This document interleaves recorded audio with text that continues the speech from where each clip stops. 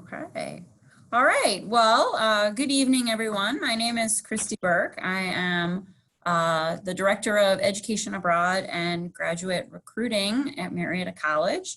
And it is my pleasure to welcome everyone to our first webinar in our two-part series of graduate programs in the psychology department.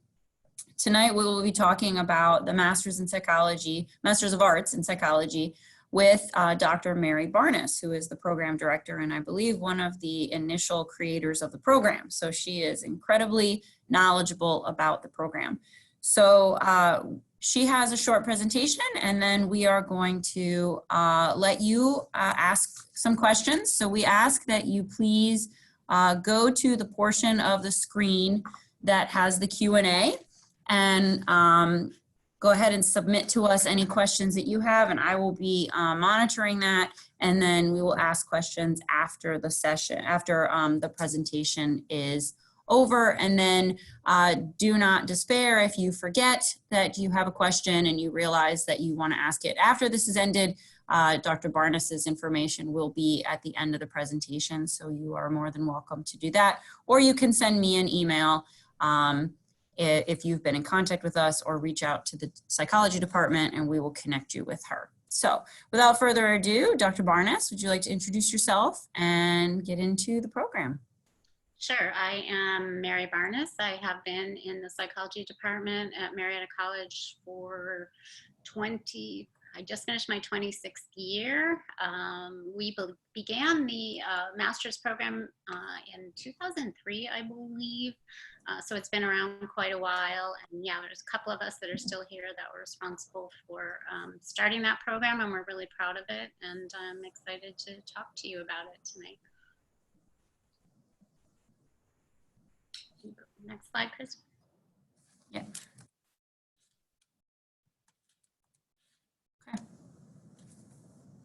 All right, so I'm going to start out just talking a little bit about why our program can be beneficial for you. And there's a number of different, and it sort of depends who I'm talking to, but our program can benefit people in a couple different situations. So if you're already a graduate and you're working in a related field or even an unrelated field, the graduate program, General Master's in Psychology, gives you more advanced work in our field, and I'll talk about the areas that you'll study in a minute, but it is a General Master's program, so you'll get advanced work in a number of different fields that are important for psychology, and that can be beneficial for you in terms of being able to advance yourself, you know, in terms of both businesses and social service agencies. So if you're already in the working world, you're going to get experiences that give you advanced knowledge in our field, and also research and applied experiences, internships.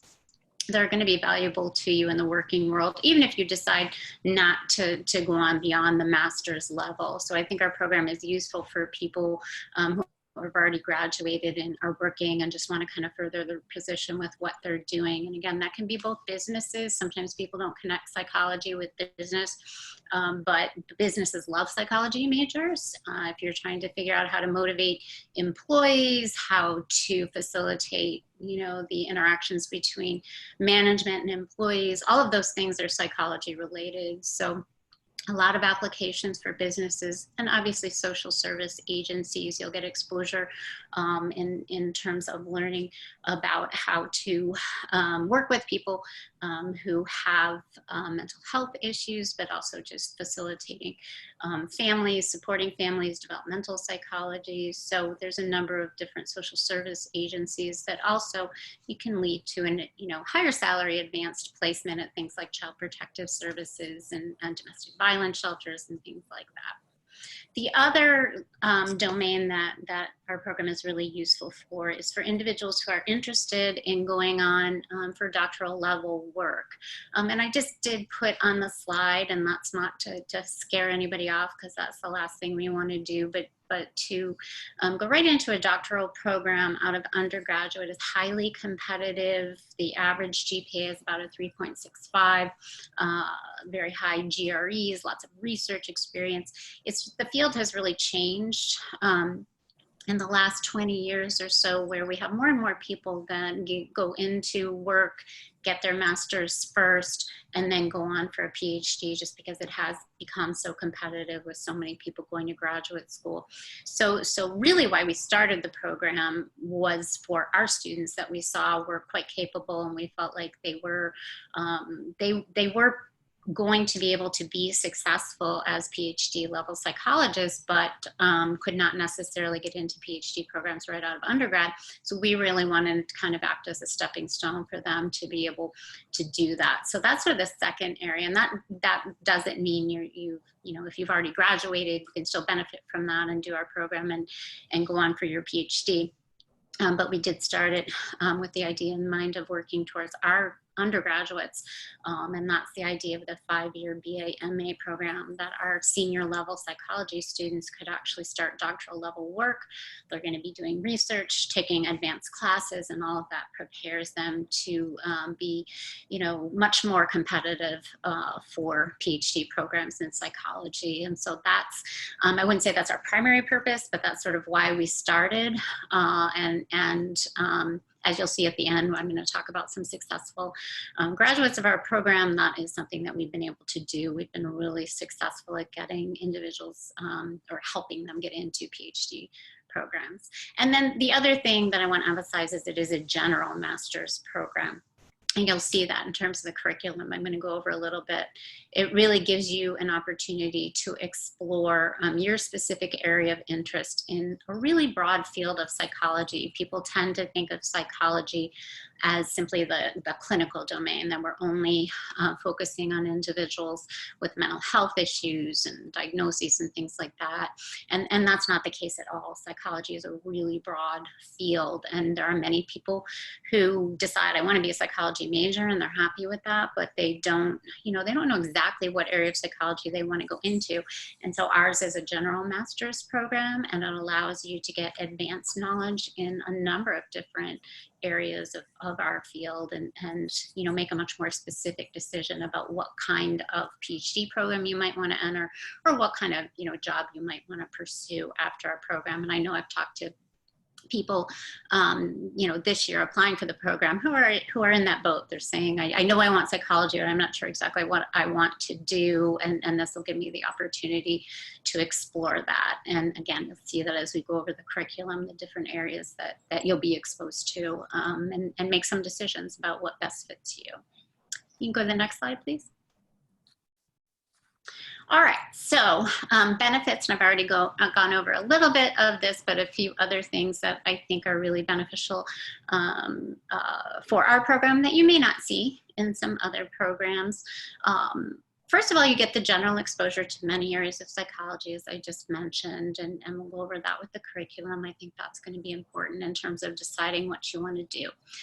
One of the most fundamental things that all PhD programs, and even if you're looking into businesses and doing work in terms of you know, industrial organizational psychology and business or social service agencies, they want to see that you have experience in research methods and statistics. A lot of people who are hiring master's level psychology students are doing so because they want you to do research for them.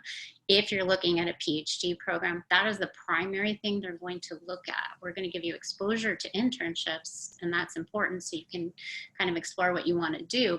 But PhD programs and businesses are looking for your ability to conduct research and be able to analyze that research. And that's something that we really focus on quite a bit in our program. So you're going to get that advanced knowledge. You also get very small classes and individual attention from our faculty. I would say our average incoming class size, again, it's a 2-year program, so you know, both cohorts might be as large as 12 to 14 students, 16 students, but we generally don't bring in any more than about 6 to 8 students. So you're going to have really small classes. They're all seminar style. You're going to sit around a table and discuss the material with your faculty. You're going to be doing research projects with individual faculty. You get to know the students really well, and you get to know us really well. And that's all very important in terms of letters of recommendation, and again, going on whether you're entering the working field or going into a PhD program.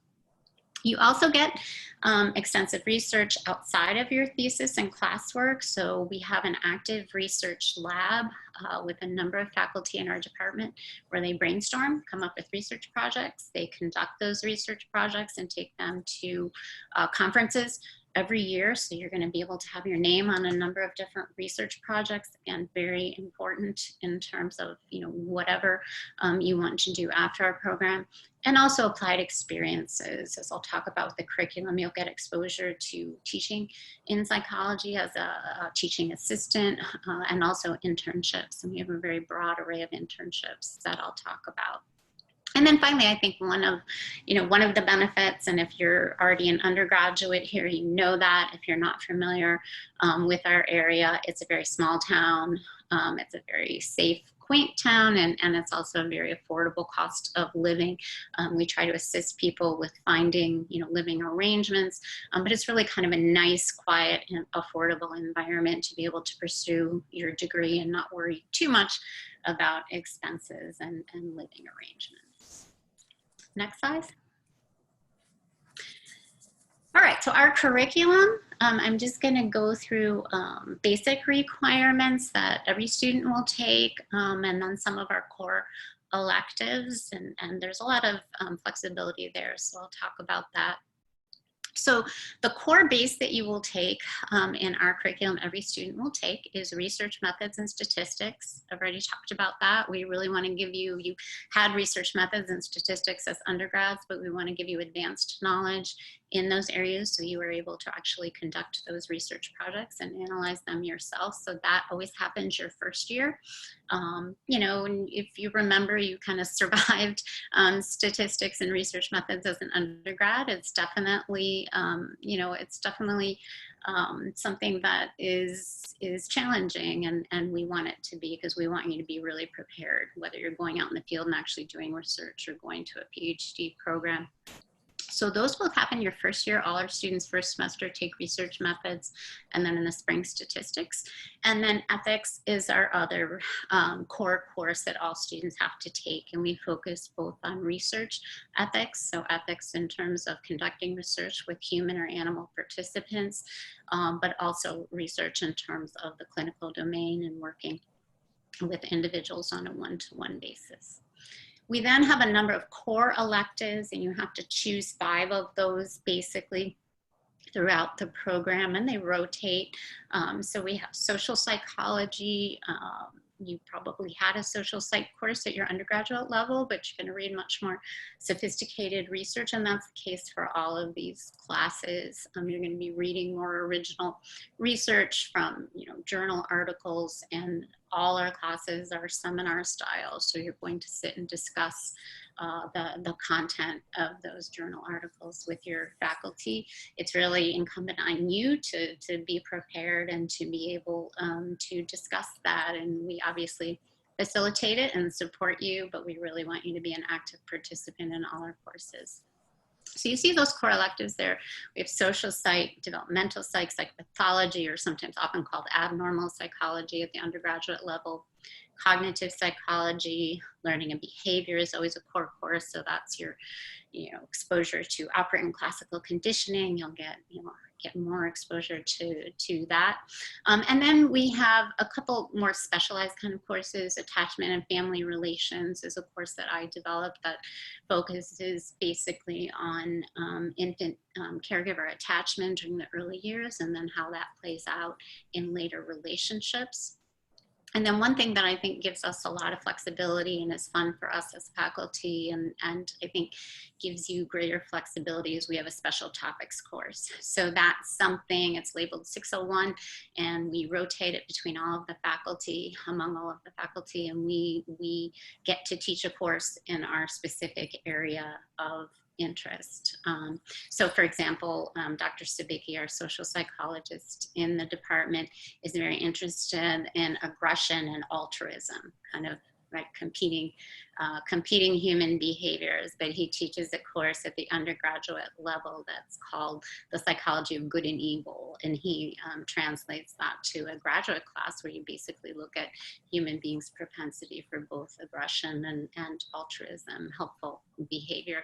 So I think those special talks courses are really fun. They're fun for us because we get to focus on our area of specialization, and I think they're fun for the students as well.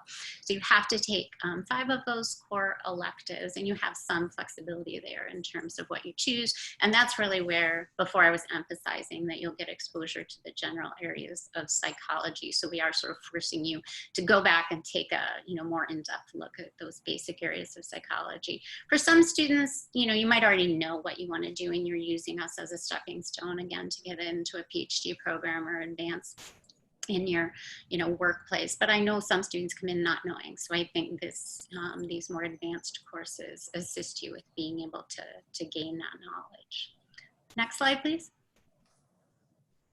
All right, and in addition to our basic curriculum, we do feel like there's some essential experiences that you should have. So outside of the basic core classes and electives that you'll take, you do have a choice of 2 practicum experiences. We call them all practicum because they're sort of applied experiences. That can be a teaching assistantship.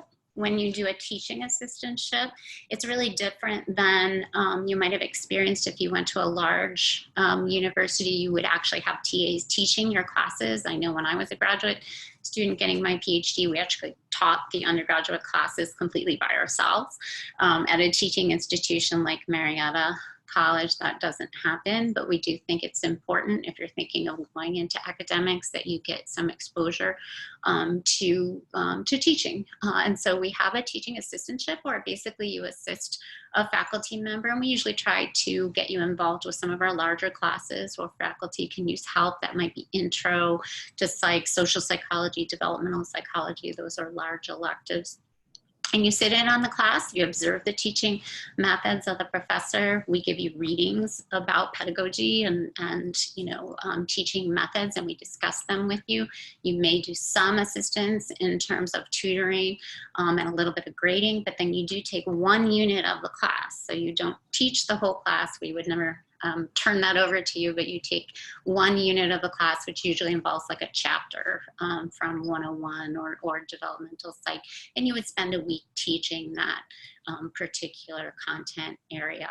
The students give you feedback, and we give you feedback on that, and it really is great experience. I can speak from my own experiences moving into graduate school. I went into a PhD program and had absolutely no experience with teaching. They throw you in large universities right into teaching a class with 200 students, and you are scared to death and have absolutely no experience. So getting a little bit of experience with support from your professor and a smaller class, I think, is really important, and also really getting that exposure to some of the pedagogical techniques that we'll talk about. It's really a great experience, particularly if you're thinking of going into a PhD program. We also have directed research. So this is a research project that you can connect with a faculty member, or maybe it's an idea you have and you share that with a faculty member and you both get involved in that. It's in addition to your thesis experience, which I'll talk about in a minute. The more research you get as a graduate student, the better. Everyone is looking, as I mentioned, both businesses, agencies, and definitely PhD programs are looking for you to have as much research experience as possible. So you can also do an additional research experience. And again, you can choose the faculty member that you're interested in working with. And we try to kind of match, what you're interested in with our area of expertise. And then finally, internships. And I just put a few examples. We really work with you to try and allow you to get an internship in whatever area you are most interested in. And I've listed a couple of the more common ones that we use. There is a psychiatric unit. It's a geriatric psychiatric unit at Marietta Memorial Hospital. And we have had students placed there quite a bit. We have a number of mental health agencies in the area. So if you're interested in clinical psychology, that's an area for you. my area of work is in looking at family violence, domestic violence. So I usually place students with Eve Incorporated, which is our local domestic violence shelter or child protective services, working with families who are at risk for child neglect or abuse. But again, we really try to work with you. We've placed students at the area of agency on aging, a number of different facilities. So we try to work with you to match, your interests and get some applied experience in that area. And then the other core part of our curriculum that is really, really important, and if you don't finish this, you don't graduate. So it's really the challenge that you have to step up to and complete a full thesis research project. So from beginning to end, you propose a research project. You have to have a formal proposal meeting where you have your, lit review and methods and participants and everything all laid out. And we give you feedback on that. You go forward and you complete your research project, and then you have a formal defense of that project once you've collected all your data and analyzed that data. We do try to match you with the faculty member that best fits your interest, and we try to be as flexible we can with that. I've done thesis projects with individuals interested in, for example, religion and the psychology of religion, and we kind of morph that into looking at how individuals, religious orientation might relate to their attachment experiences in adult relationships, which is more my area of specialization. So we really do our best to try to, match. There are 5 of us. We do our best to try to match your area of interest. But that is really, it's a challenging aspect of our program, and it's something that PhD programs really want to see, that you can take a research project and carry it out from beginning to end. And that is usually the second year of our program. So first year, kind of doing those core classes, maybe some practicum and electives, and then second year, you're doing thesis 1 and 2. And so the culmination of your experience is defending that thesis research project at the end of your 4th semester with us, or second year. Next slide.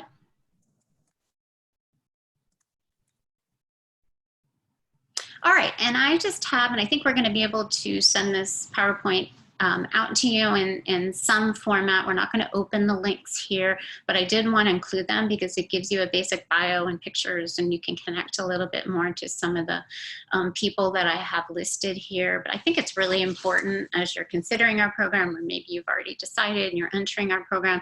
I think it's important and exciting to see what some of our graduates have done. And so I've just listed, we have quite a few of them, and I've just listed a couple examples here, some from a little bit longer ago, some more recent. But the first 3 people that I have listed, they were all undergraduate students who continued our program as 5-year BA MA students, and they are all now PhD level psychologists. Dr. Ali Urasic is an assistant professor at the University of Florida. She did her doctoral work at Memphis, and then actually did a postdoc at Brown University, and now is a tenure track professor at University of Florida. So that's really exciting for us. She's doing some really interesting research, and she is in clinical psychology. Katie Knight, Dr. Catherine Knight Kimball now was one of our undergraduates, and she did a really interesting program at the University of Nebraska. It was a dual JD PhD program. So she is now a lawyer, and she's actually with a law firm, and you can see she's in Ohio, Cadiz, Ohio, and you can see the link to her law office there. So that was kind of an interesting combination. She was interested in industrial organizational psychology, business kind of oriented psychology as an undergrad, and then transitioned to that dual program. And she is now a partner at that law firm. So you can see kind of the flexibility of the psychology degree. Philip LeMaster was also one of our undergraduate students, and he is now a very successful researcher and teaching professor, PhD, at Concordia College. He actually went to my alma mater where I got my PhD, West Virginia University, in their developmental psychology program. Does a lot of research in the area of psychology of sex and gender, and is a really successful professor there. He's actually come back and talked to our undergraduates a few times, and he's doing great. The next two students I do want to mention, because they were outside students, they were not our undergraduates and came here just for the graduate program. So they came here for a 2-year degree in the graduate program, and Greta is now a counselor. She's a licensed counselor. She went on and actually got her license in counseling after our master's program and completing the MAP program here, and she's in Virginia. And Dylan actually just graduated last year, and he was a 2-year student as well, came to us from the State University of Buffalo in New York, and he is back working there now. He is the director of a research lab. Actually, it's an animal research lab at the State University of Buffalo, or University of Buffalo now. And we have a number of students. I do want to mention that even if you don't want to go right on and get your PhD, we have a number of students that have gotten jobs very successfully being the director of a research lab, whether at Ohio State, again, this is at the University of Buffalo. And those are usually good positions because they're state jobs. You're associated with the state university system. And Dylan eventually, I know, just spoke with him and wants to go on and get his PhD, but for now he's doing great directing research in that lab. And Megan Hendricks actually was one of our 5-year BA MA students.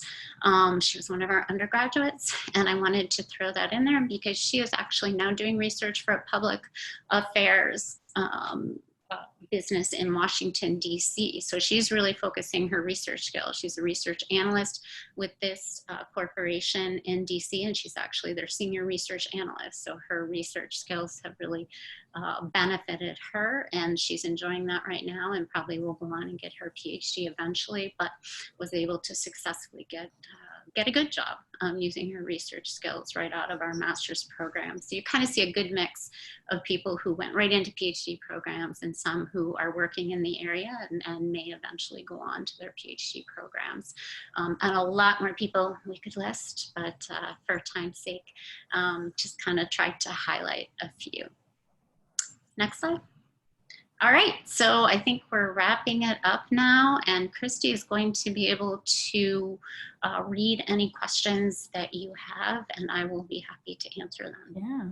So while we're waiting for the participants to start sending their questions in, Mary, maybe you could answer this question that I had. What is considered to be a full load for your classes for each semester? And is it a spring, fall, or fall, spring, or is it are there mandatory summer terms as well? Ours is a very traditional schedule, traditional kind of semester program. You'll see that many of the licensure programs go all year, and they're designed for you to finish in 2 semesters in a summer, actually, but ours is fall, spring, fall, spring. So a full load for graduate school, and I believe this is in keeping with financial aid requirements as well, federal financial aid requirements, is 9 hours. You can take 12 hours. Usually individuals who come in and they're doing the 2-year program will take 12 hours. Individuals who are doing the 5-year BA MA program will only take 6 to 9 because they're still finishing some of their undergraduate requirements in the in their senior year, and then they'll take a little heavier load in the 5th year. But we are a traditional fall spring. We do not have classes over the summer. You can do research. We encourage internships and experiences like that over the summer, but we don't have formal classes over the summer. Okay, great.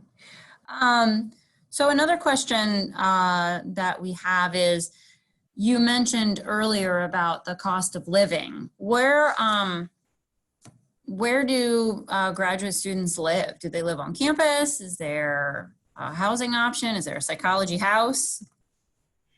There's no formal psychology house. We do have we have a number of rental properties in the area that have sort of transitioned from one of our graduate students to another. There are some there is some apartment like housing that the college owns that our graduate students can live in, and that's close to campus. But for the most part, our graduate students find housing in the community, and we really try to assist with that. And that's really through word of mouth, friends in the area. I actually have friends that own a number of rental properties in the area, and they have rented to our graduate students. But then also the graduate students, by word of mouth, will transition some of these apartments and homes from one graduate student to another. So I think we've been pretty, and we definitely try and assist you with that. Marietta is a small town, so all of us in the department have contacts in the area, and we can assist you. That's something that is usually pretty easy for us to do. And again, I think it's pretty affordable.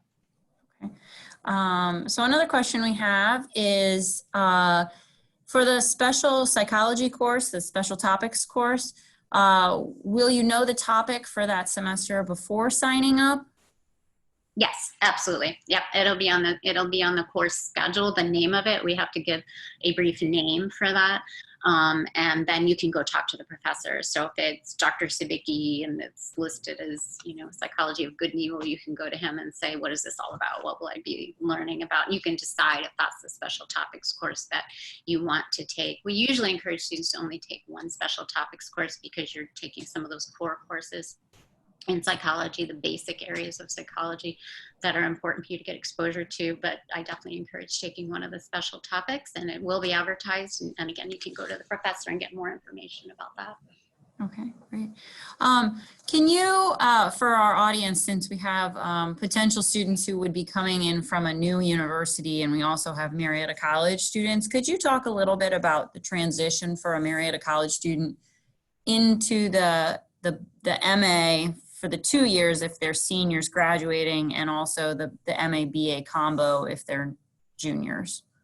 I think the challenge for juniors is just balancing finishing up your undergraduate degree and everything that entails. You're excited about your senior year and the activities that you may, have going on, and then also completing your undergraduate requirements and then balancing that with your graduate work. But I would say for both the 5-year BA, MA, and students who come in as 2-year students, whether you're from Marietta College or coming from the outside, I think it's the same. And what the challenge really is you're going to have very small classes. They are not going to be lecture PowerPoint kind of classes. They are going to be, and you will find this if you want to get your PhD, it's going to be very similar.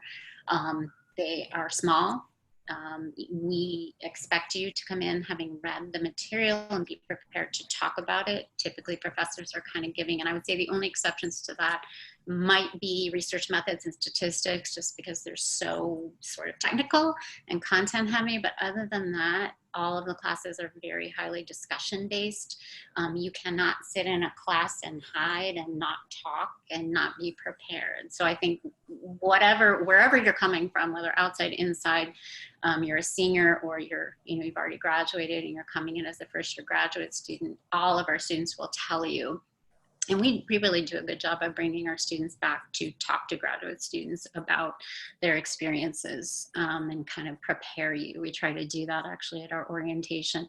All of our students will tell you it's a challenge just in making that transition to being a graduate student. And that's, I think, any quality graduate program, you're going to be expected to be able to discuss the material, and we're going to challenge you in that way. And that's probably very different, particularly if you're coming from a really large, undergraduate institution. That is not the expectation. But even at Marietta College, I think there's more of an expectation that professors are going to lecture, and then we're going to have some discussion at the graduate level. I think of it as more of a conversation where I'm leading the conversation, but you are required to participate and be an active participant. And so I think there are specific challenges for our 5-year BA MA students, just balancing the undergrad and the grad. But in terms of the challenge of the classes, I think it's the same no matter where you come from.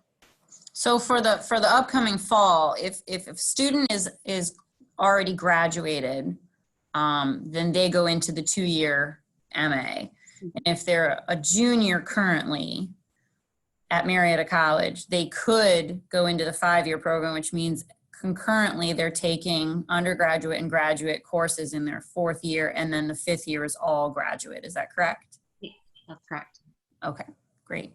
Okay, so we have another question. So when discussing the thesis, if we were to do directed research, would it count for a thesis and a practicum? No. And if It I'm counts, sorry, sorry, it counts for a practicum. Your thesis has to be a separate research project. So we intend the directed research to be additional research. It can be related to your thesis research project. In other words, it could be in the same general area of psychology and a related question, but your thesis research will have to be a separate research project. The directed research is a separate research experience. and does the professor tend to present with you on that project? Usually, yeah. Usually the professors are co-authors with not, on your thesis, if you intend to go forward and publish it, then there would be some co-authorship, but you would be the first author. On directed research projects, it could be that it's an idea that your professor has and you're really interested in this area of research and you're working with that professor, and so they would work with you on that and often co-author it, present that project together at a conference, but it is a separate research project. Okay. Okay, another question is there any funding for professional development or conference participation? Yes, good question. Graduate council, we do have a graduate council at Marietta, so that includes our PA program and also the master's in clinical mental health counseling and our general master's in psychology, all of those students. And there is a pool of money available for graduate students to attend conferences, to get money if they need money for research that could be for, copyrights to surveys that they want to use or some kind of laboratory equipment that they need, but definitely conference travel. The graduate council can support that. There's an application process and grad council just votes on that. But I think I've seen all of our students get support with their thesis research and attending conferences. We also have some internal money we can use in the department as well, particularly if you're working together with a faculty member on a research project. Okay. How do people normally go about thesis 1 and thesis 2? If the thesis is normally started in the 2nd year, do you do thesis 1 in the fall semester and then thesis 2 in the spring? Yes, so it is expected that you will sign up for thesis 1 in the fall. Wherever you're at, hopefully you already have some idea of what your project might be. You actually take research methods your first semester, so year 1, whether you're a senior or doing the 2-year program, you take research methods, and we encourage, you have to do a research proposal for that class. You don't have to do a full research project, but you have to do a research proposal.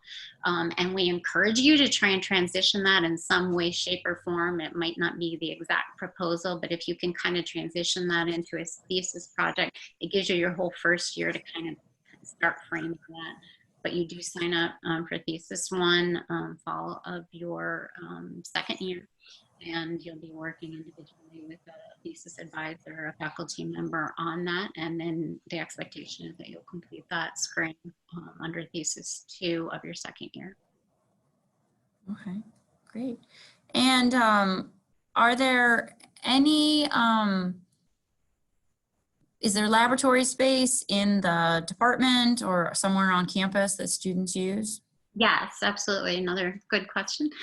We do. We actually have, it's nice. We are housed all in Mills Hall on campus. It's one of the oldest buildings on campus, but it was renovated for us, I think, about 10 years ago. We have all our classroom space there. We have offices for graduate students to kind of congregate, and we do have a lab space. We have kind of a shared lab space. It has one-way mirrors, that has laptops and other equipment you can use in there. And then we also have cubicles that have laptops in them, and that can be used for individual computerized research projects where we bring participants in and they complete things on, on the laptops in there. But yeah, we do have lab space. We have some physiological equipment, but definitely space where we bring in participants, and that is is unique to the psychology department. That belongs to us. And again, we have offices and laptops and everything that graduate students can take advantage of while they're there. We have lockers, we have all kinds of space, because we really encourage the graduate students to spend as much time as they can on campus and kind of learn from each other and be involved in the department. So they would have access to the facility after hours, weekends, nights? Yep, they will have, we have all our space is coded. The doors are coded, and you get that code. And so graduate students can spend as much time as they need to there. Okay. And I think another question is, what would be an example of some work that a graduate assistantship would offer?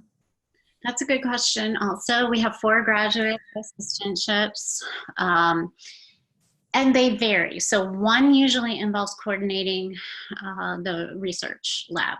And so there's a number of projects that will be going on in the research lab, and it requires coordination in terms of scheduling the lab, when you're bringing in participants, what equipment you need.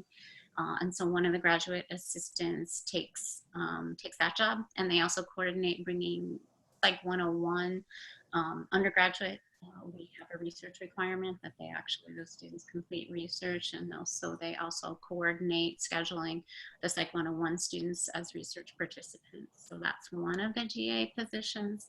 A second GA position involves, and usually it's 1 or 2, involves just assisting in the department, and that's assisting our administrative person in terms of just clerical work, also assistance that we need with research. We have a conference coming up, and we just need some help, getting a poster presentation ready, things like that.